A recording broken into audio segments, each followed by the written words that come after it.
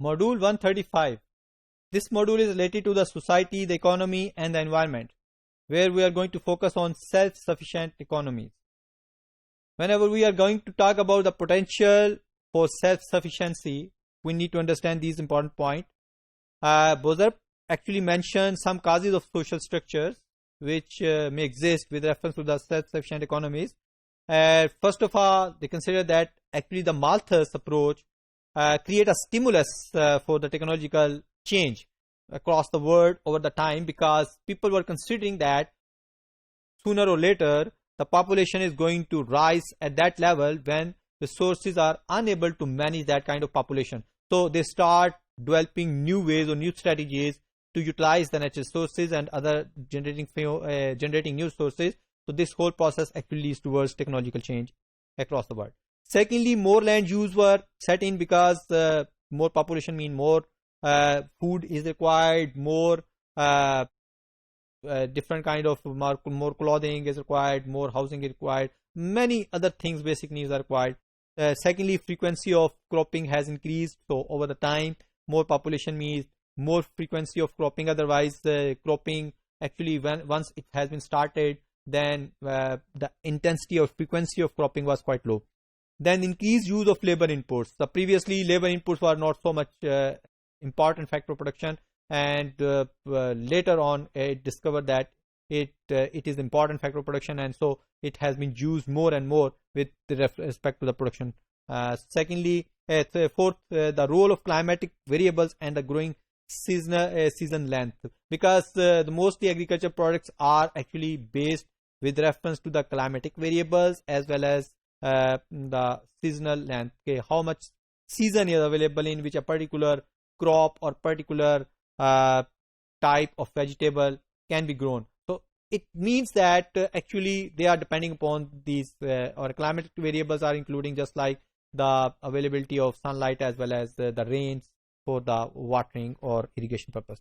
So we are going to understand this whole process through these tables, which are actually giving us the detail about historical scenario which has been mentioned by the Bozarb.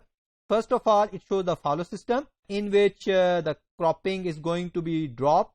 Initially, you know that forest fallow and then bush fallow and then short fallow and the annual cropping and multiple cropping are the different categories in which we are going to focus. So fallow system shows that that kind of situation in which cropping is not going to be done.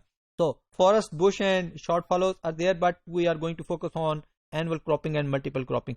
What happens actually, duration of cropping was yearly, and multiple cropping it was 2 to 3 per year. So number of cropping increased over the time. So only one crop has been produced in a year, then 2 to 3 crops were taken within a year. So in this way, it converted from annual cropping to multiple cropping. So duration of cropping has changed. Then we go for the fallow period. The fallow period shows that how much time that particular area or land is not going to be used for cropping purpose. Previously, it was several months. Then in annual cropping, but multiple cropping, it's negligible. So it means that now in reality we can observe that actually the crop is growing up. Along with that, those area which is a bit free from cropping, that is going to be used for vegetables or fruits and so on. So this means actually it is totally utilized, as well as there is no gap between the crops. Mean one crop is going to be grown immediately after cultivation of that and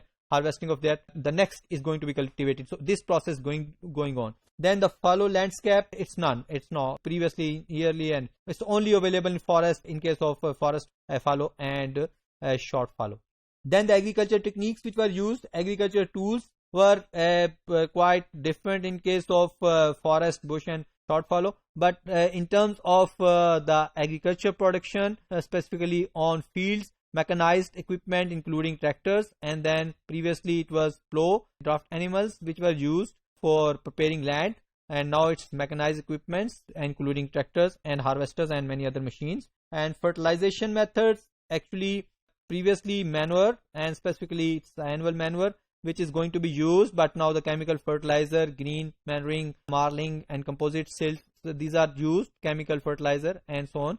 So the same being used in the annual and multiple cropping. So this is the advancement which has happened actually in terms of the fertilizer methods or fertilizations. Land improvement techniques, here the irrigation, previously rare techniques were used, and now the irrigation specifically in dry regions, and terracing, water terracing is used.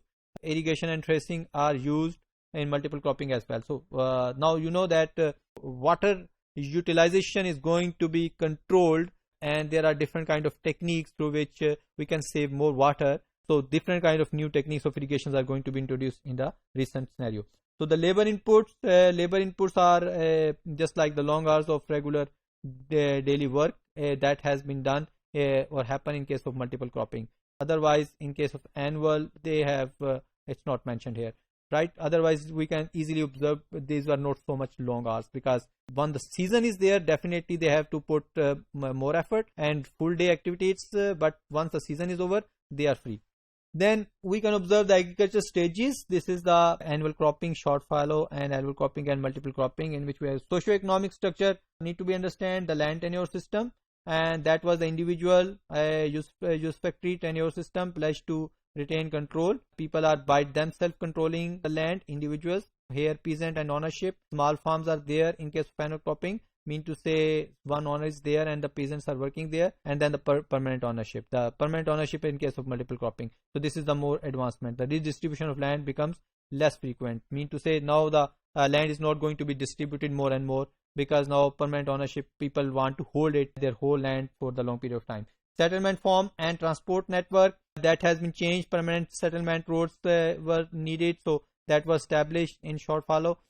Then urbanized to some extent, then more intensive urbanization and more feeder roads. Mean to say roads infrastructure has been properly developed, just like to create connection between agriculture sector or farm to industry or farm to market, as well as agriculture sector to industrial sector.